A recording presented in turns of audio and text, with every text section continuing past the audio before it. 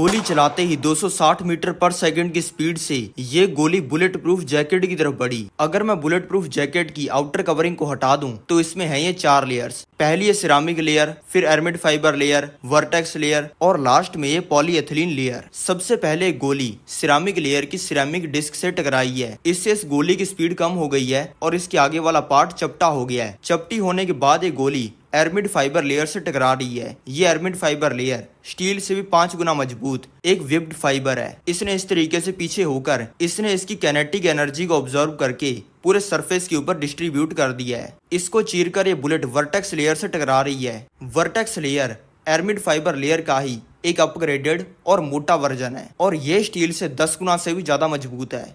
अब ये गोली इस लास्ट प्लास्टिक की पॉलीएथिलीन लेयर को चीरकर आगे बढ़ रही है, लेकिन बुलेट की गर्मी की वजह से ये पॉलीएथिलीन लेयर पिघल गई है और इसने इस बुलेट को रोक लिया है। गोली आसमान में चलाने से क्या ये नीचे गिरकर किसी की जान भी ले सकती है? चलो जानते हैं। इस शादी के फंक्शन में ये रॉकी नाम का लड़का लड़कियों को इम्प्रेस करने के लिए अपने पिस्टल की मैगजीन भर के आया है और अब इसने अपने पिस्टल को आसमान की तरफ करके पिस्टल का ट्रिगर दबा दिया है। ट्रिगर दबाते ही मैगजीन के स्प्रिंग ने सभी गोलियों को ऊपर की तरफ पुश किया है और एक गोली बैरल के अंदर चढ़ गई है। अब बंदूक की फायरिंग पिन ने बुलेट के पीछे इलेक्ट्रिसिटी का स्पार्क करके बुलेट के पीछे मौजूद बारूद के अंदर आग लगा दी है, जिससे ये बुलेट बैरल में से 2600 किलोमीटर पर आवर की स्पीड से बाहर निकली है और आसमान की तरफ बढ़ रही है। अब इस बुलेट के ऊपर 2 फोर्सेस लग रही हैं। पहली ग्रेविटी जो कि इस बुलेट को जमीन की तरफ खींच रही है और दूसरा एयर रेजिस्टेंस जो कि इस बुलेट की स्पीड को धीरे धीरे करके कम कर रहा है। इन दोनों चीजों की वजह से ये बुलेट 2 किलोमीटर पर पहुंच गई है, जहां तक मैक्सिमम कोई भी बुलेट जा सकती है। और अब यह बुलेट पलट कर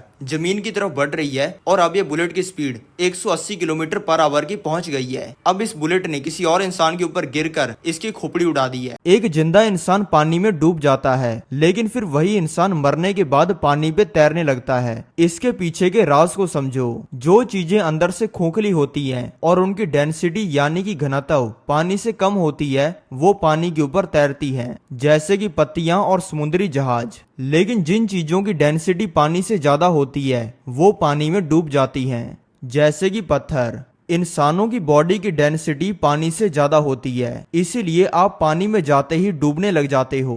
जो लोग पानी में डूब जाते हैं उनकी बॉडी पानी में बिल्कुल जमीन तक चली जाती है।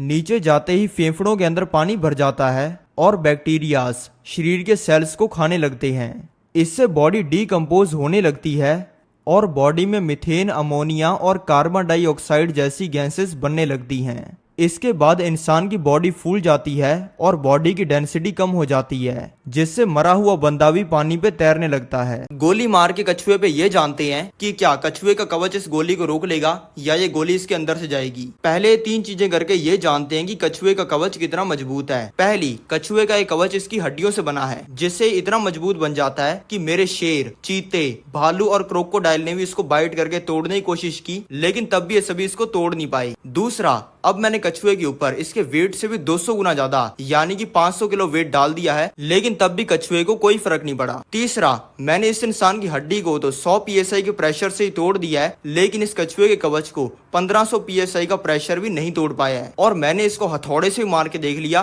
तब भी ये नहीं टूटा। अब देखते हैं कछुए के ऊपर पिस्टल से गोली मारने से क्या होगा। पिस्टल से निकली ये गोली एक तो आगे से नुकीली होती है और बंदूक से निकली इस गोली का प्रेशर 50,000 psi से भी ज्यादा होता है, लेकिन वहीं पे कछुआ सिर्फ 1500 psi का प्रेशर झेल सकता है। इसलिए अगर कछुए के ऊपर गोली चला के देखी जाएगी तो वो गोली बिना रुके कछुए के अंदर से जाएगी।